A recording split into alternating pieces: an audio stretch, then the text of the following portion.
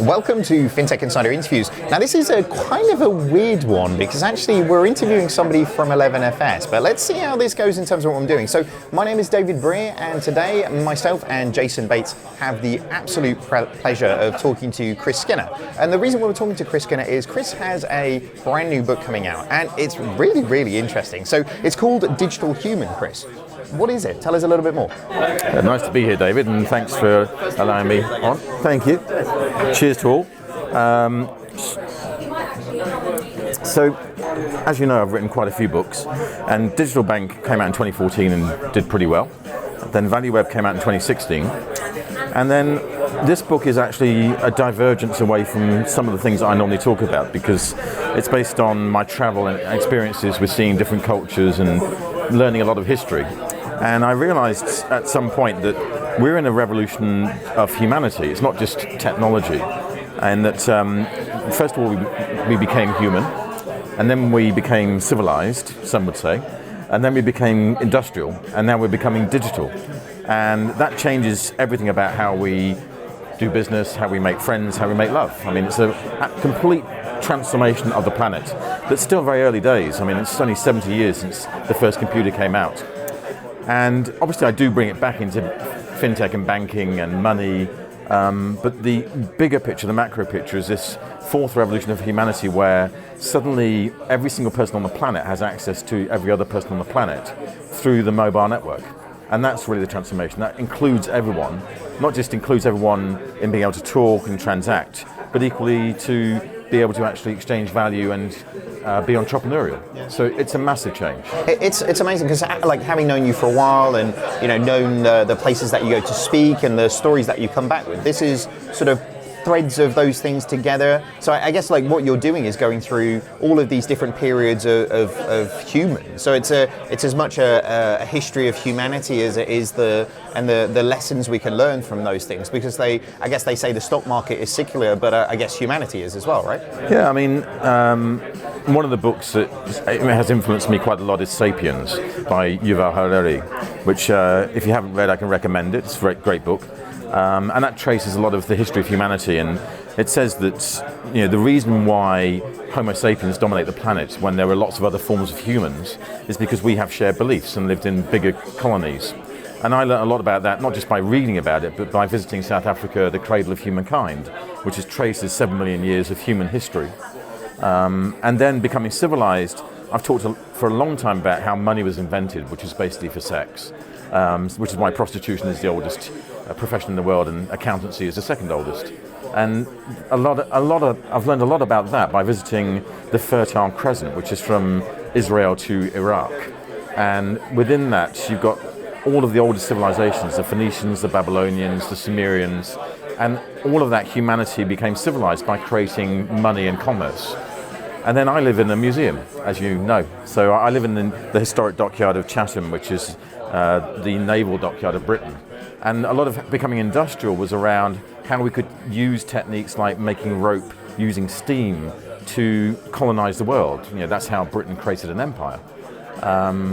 And so a lot of this is my experiences, as well as obviously my view of the future of banking. So a lot of it's about open banking and fintech collaboration, co-creation, and equally the transformation of the whole financial system, because what a lot of fintech is doing right now is creating faster horses. I want to see what's the next generation of finance, and I think I've discovered it. Fantastic. Well, looking forward to reading it. What, I guess we're at that, we're on the cusp of all of this, aren't we, with open banking? But digitization has been such a revolution. Why do you think that it's been such a momentous shift for everybody? It's been a slow burn.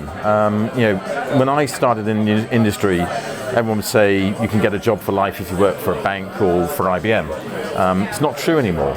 And the slow burn is basically, back in the day, we were dealing with mainframes that were slow to change and expensive to implement. Then we moved to desktops with Microsoft. Then we moved to cloud, and now we've moved to mobile.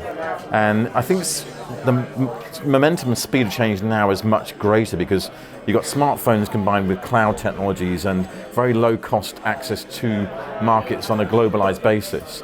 And so almost overnight you can launch something that changes the world. I mean, the example I keep using is Stripe, and the Collinson brothers began what is now a multi-billion-dollar startup when they were teenagers. That's changed the whole way in which we think about online checkout.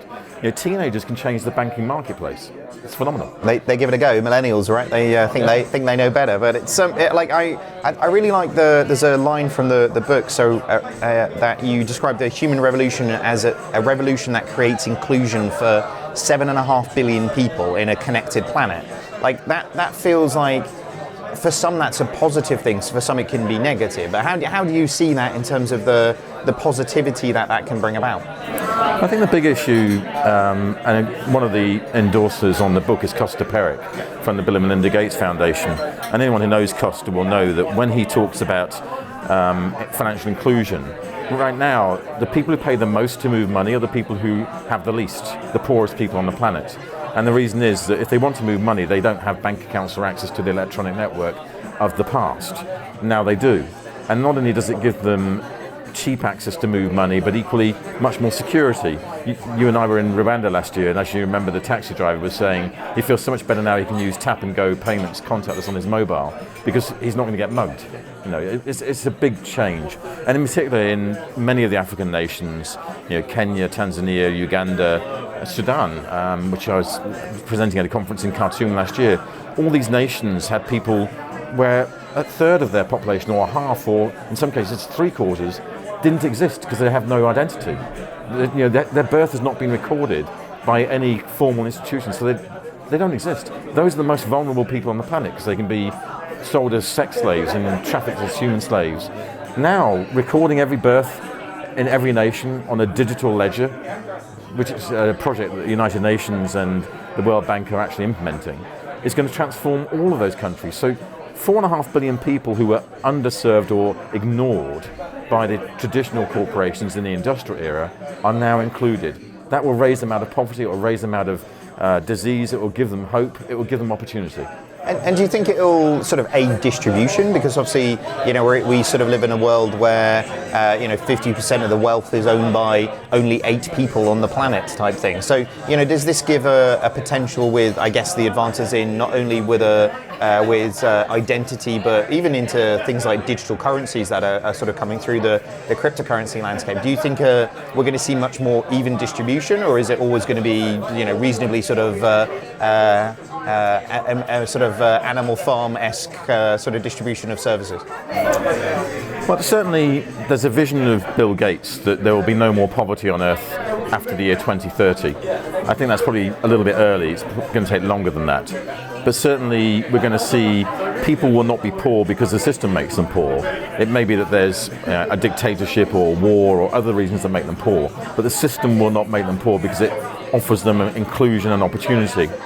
And in fact, I did sketch out a 5th revolution of humanity in the book.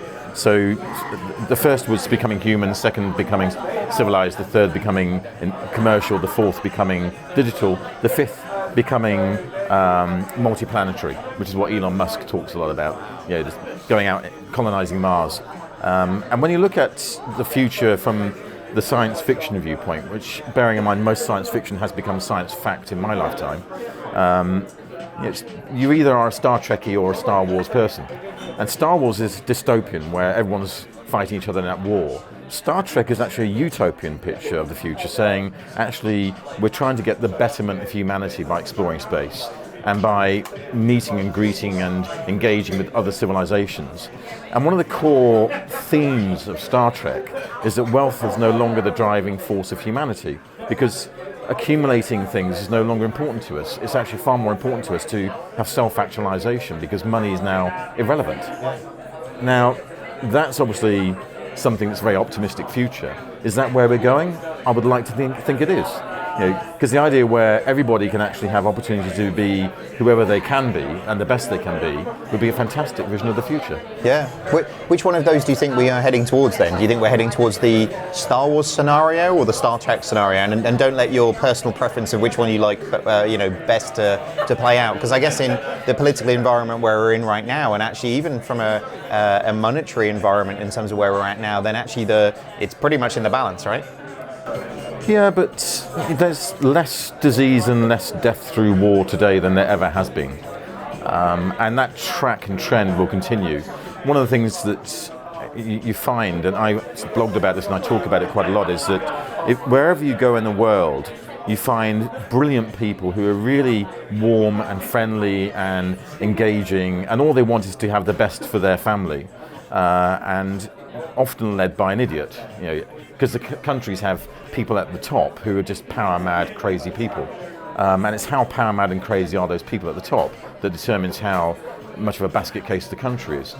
Gradually those walls are coming down because of technology, because of travel, because we're engaging everybody around the world and meeting and greeting everyone around the world, and gradually all those barriers come down. These days, if you're racist, you're called out for being racist. When I was a kid, everybody was racist. These days, if you're mean to people who have disabilities, you're called out for it.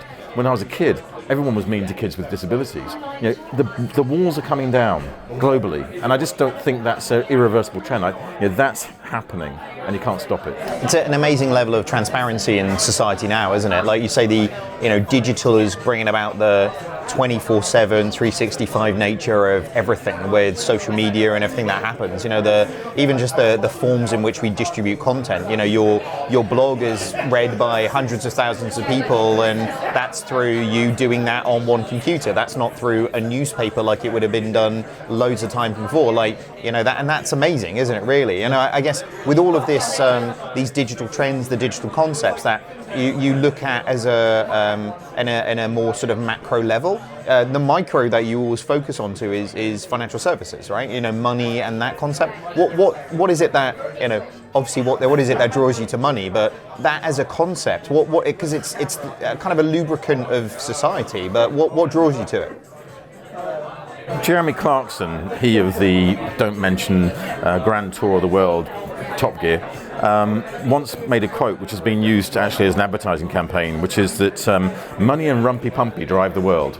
And it's true. I said that money was invented for sex, which goes back to the goddess on earth, Ishma, and the ancient Sumerian society, and the forces that invented money basically so you could engage in pleasure. Those are the two things that control our lives, sex and money. That is what drives every individual on earth, which once they mature. And the more money you have, the more you can indulge in the sins on this earth, because you don't have anything that stops you. The more money and wealth that you have right now, the more you can enjoy your life. The less you can enjoy your life.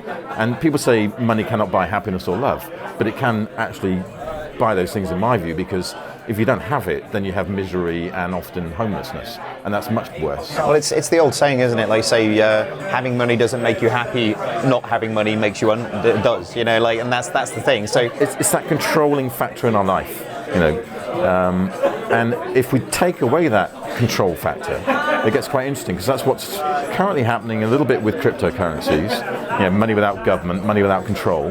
But equally, it's what I'm describing when I talk about the Trekonomics view of the future, which is money no longer is a control factor. Self-actualization and realization is what we focus upon. It's going to be very interesting as those walls are taken apart around how can a government control Bitcoin when there's no door to knock on for the head office of Bitcoin. There is no head office. You can control Facebook and Google because you know where Serge Brin and Mark Zuckerberg live. Where does Satoshi Nakamoto live? Doesn't. It's interesting, they say taxes and death, right? And if you can't tax it and you can't prove whether somebody's alive or dead with Satoshi, then it's going to be an interesting world, isn't it? But we'll actually be back with the second part of this that Jason Bates will be picking up very, very shortly. Thanks very much. Cheers, David.